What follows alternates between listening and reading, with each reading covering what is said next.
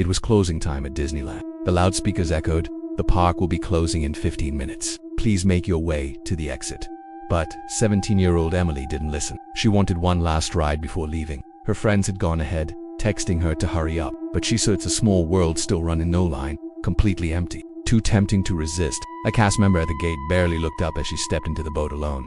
No one else around. The ride started and the slow, happy tune filled the air. Everything looked normal at first, colorful, cheerful, repetitive, but about halfway through, something changed.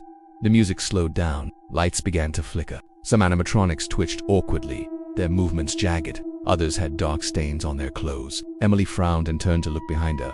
The ride had stopped. The water didn't move. The air was dead still. Then she noticed that the dolls were all facing her, every single one. Their painted smiles seemed to stretch wider as she looked. One near the edge slowly raised its hand, jerking unnaturally, like a puppet with tangled strings. It pointed at her. Then the singing resumed, but different this time. Slow it off. Words she couldn't understand, whispered in a language that made her feel cold inside.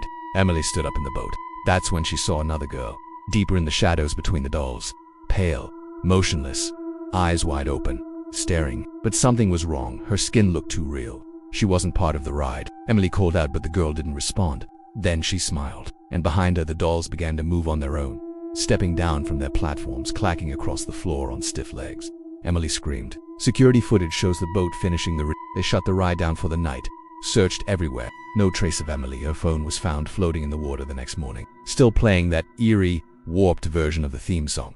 Disney never released a statement. They say every now and then, cast members catch a glimpse of a girl sitting in one of the boats, even when the ride is empty. Some say she's smiling. Others say she's mouthing words in another language, but no one rides alone anymore. And no one ever talks about Emily.